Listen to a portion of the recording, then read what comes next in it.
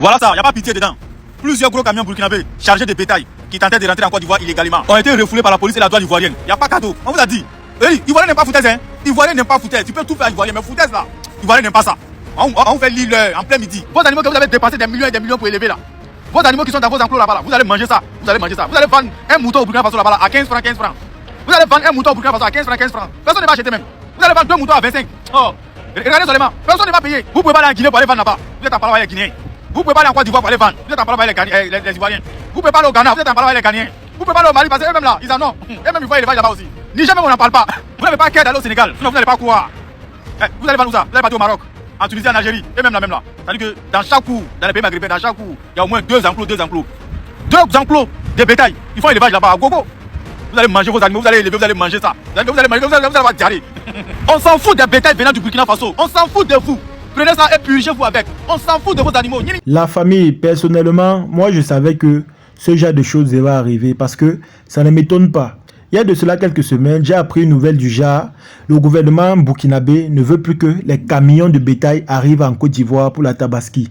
Je vous assure, j'ai vu certaines personnes se réjouir, notamment certains burkinabés, en disant que voilà, on verra comment les Ivoiriens vont faire. Mais voilà qu'aujourd'hui, beaucoup de camions burkinabés veulent entrer en Côte d'Ivoire pour vendre leur bétail ou encore écouler leurs marchandises parce que c'est chaud les amis, c'est tellement chaud. Imaginez un peu pour quelqu'un qui a élevé plusieurs moutons et qui avait en tête de revendre ça lors de la Tabaski. Qu'est-ce qu'il va faire avec? Qu'est-ce qu'il va faire? Parce qu'il y a abondance, il va faire comment?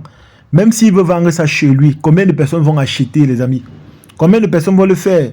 Et c'est la même chose ici au Cameroun. Lorsqu'on cultive, ce n'est pas seulement pour les Camerounais, c'est beaucoup plus pour les Gabonais. Parce que voilà, vous le savez très bien, au Gabon, ces gens-là ne pratiquent pas beaucoup l'agriculture. Donc du coup, c'est beaucoup plus les Camerounais qui ravitaillent le Gabon. Et je me rappelle lors du coronavirus, lorsque on fermait les frontières, je vous assure, c'était tellement compliqué pour les agriculteurs. Pourquoi? Parce que ils se retrouvaient en train de revendre leurs marchandises tellement moins cher, les amis. Tellement moins cher. Pourquoi? Parce que ça ne pouvait pas traverser les frontières à cause de la maladie. Ça ne pouvait pas. Pour une marchandise qu'on avait l'habitude de vendre ici, là, à 15 000, les Camerounais achetaient ça à 1000 francs. On achetait à 1000 francs. Et les agriculteurs n'avaient pas le choix parce que s'ils ne le font pas, ça devait se gâter. Et c'est la même chose au Burkina Faso. Si les Ivoiriens n'achètent pas leurs marchandises, ils vont faire comment les amis? Ils vont faire comment?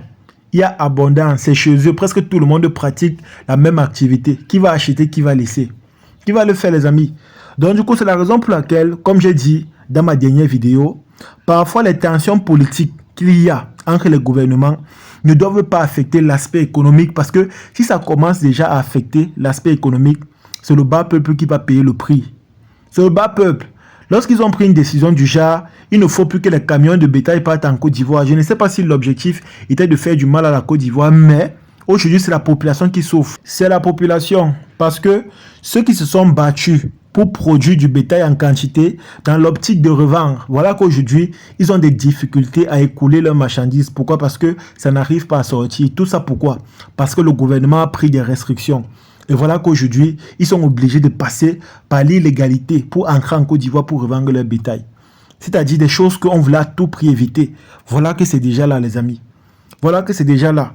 C'est la raison pour laquelle moi je vous dis souvent, la politique est très compliquée et elle est très dangereuse, dans le sens où il y a toujours les victimes qui seront considérées comme les dommages collatéraux.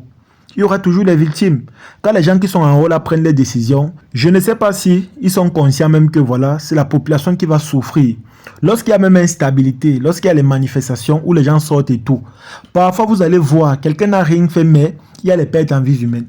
C'est-à-dire, tu ne t'intéresses même pas à la politique. Tu ne t'intéresses même pas à ce qui se passe dans ton pays. Mais dès que tu passes, pap, tu peux perdre la vie comme ça gratuitement. Et après, on te considère comme un dommage collatéral. On te considère, les amis. Et c'est tellement choquant. C'est tellement choquant. Quand moi je vois ça, j'ai mal. Parce qu'à chaque fois qu'il y a les problèmes, c'est toujours le bas peuple qui souffre. Parfois, lorsqu'il y a les clashs Côte d'Ivoire, Burkina Faso, vous allez voir sur les réseaux sociaux, certains activistes vont commencer à menacer d'autres ressortissants parce qu'ils sont chez eux. Et c'est comme ça vice-versa. Et pourtant, les ressortissants là n'ont rien à y voir avec ce qui se passe entre les peuples. Ils n'ont rien à y voir. Il y a ceux qui vivent leur vie paisiblement, qui ne veulent même pas s'intéresser aux affaires politiques qui se passent dans leurs différents pays. Ils ne veulent même pas s'impliquer. Mais après, tout ça parfois les affecte. Ça les affecte, les amis. Donc du coup, j'espère que voilà, à travers ce genre de choses ou encore ce genre de nouvelles, les différents gouvernements vont prendre conscience et se dit que voilà, dorénavant, ils doivent arrêter de prescrire ou encore d'instaurer des lois qui vont pénaliser les honorables citoyens. Ils vont arrêter de le faire. Parce que comme j'ai dit, j'ai l'impression que parfois, lorsqu'on prend des décisions, on ne réfléchit pas aux conséquences ou alors on ne pense pas réellement à ce que le peuple va subir. On ne pense pas, les amis. Et je vous assure, c'est tellement choquant. C'est tellement choquant. À cette allure, la Tabaski est proche. Ils vont faire comment de leur bétail? S'ils n'arrivent pas à revendre ce bétail-là, ils vont faire comment de ça? Dites-moi un peu. Déjà que nourrir un bétail, ce n'est pas facile. Élever un bétail jusqu'à ce que ça devienne en maturité, là, ce n'est pas facile. Donc du coup, lorsque la saison vient pour que tu puisses l'écouler, tu n'arrives pas. Les amis, c'est tellement décourageant. Pourquoi? Parce que si tu n'arrives pas à vendre, il va te falloir recommencer tout à zéro, dans le sens où tu vas encore recommencer à nourrir ton bétail. Fournir des efforts physiques, fournir également des efforts financiers. Et je vous assure, c'est tellement fatigant. C'est tellement fatigant. Donc du coup, à travers cette vidéo, moi je tire une sonnette d'alarme pour les différents gouvernements, que ce soit celui de la Côte d'Ivoire ou encore du Burkina Faso. S'il vous plaît, lorsqu'il y a des tensions politiques entre les différents peuples, faites vraiment l'effort quand vous prenez vos décisions à ne pas mettre la population à l'intérieur, parce qu'au final, c'est la population qui paye le prix. Une population innocente, une population qui n'a rien à voir avec ce qui se passe. Car au lieu qu'elle soit heureuse, elle passe plutôt son temps à subir.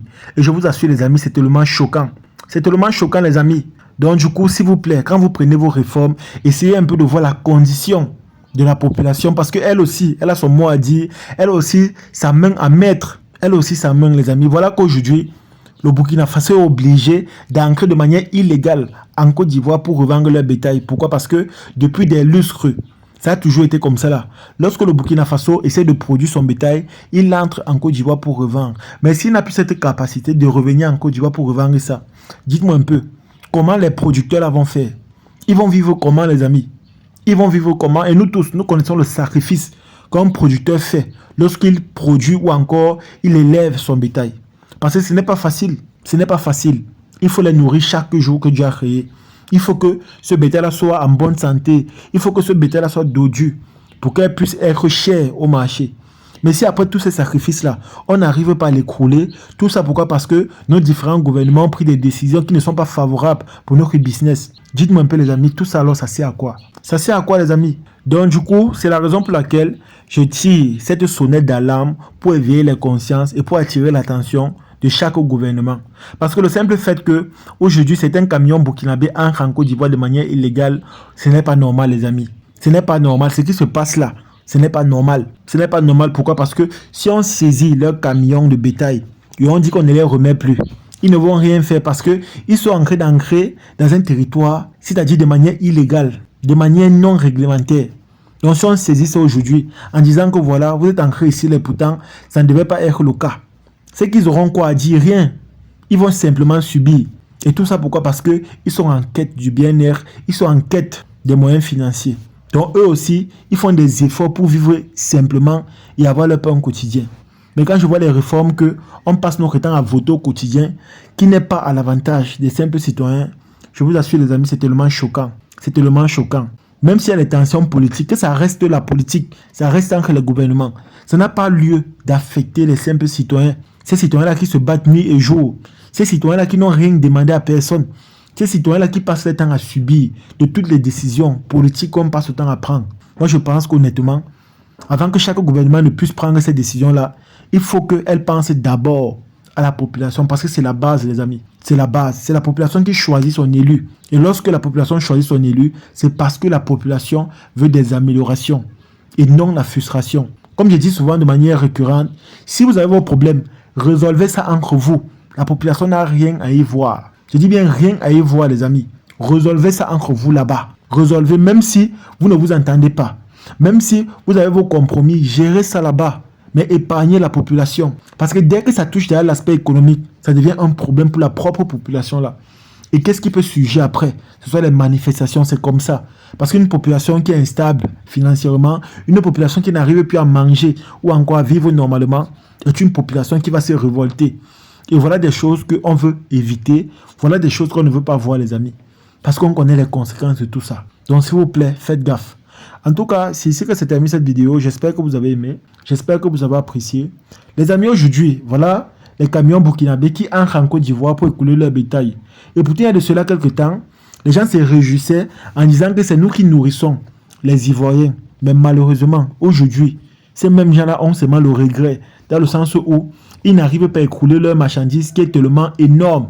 Voilà qu'ils sont obligés d'entrer en Côte d'Ivoire de manière illégale, avec tous les risques que cela peut aller avec les amis, avec tous les risques que vous connaissez là. Mais je vous assure, c'est tellement choquant. En tout cas, c'est ici que se termine la vidéo. Partagez-le au maximum et on se dit à la prochaine.